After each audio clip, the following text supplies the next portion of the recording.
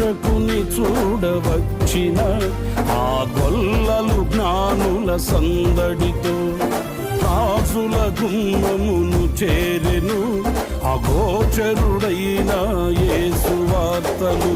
సింహ స్వప్నమై నిలిచెనుగా, సింహాసనములు వదిరెనుగా, శిరము వంచి శ్రీమంతునికి సాటి లేరని కొలిచిరిగా. శిరము వంచి శ్రీమంతునికి సాటి లేరని కొలిచిరిగా. స్తుతియు మహిమ ప్రభావము ఎల్లవేళల ప్రభుకే చెందును.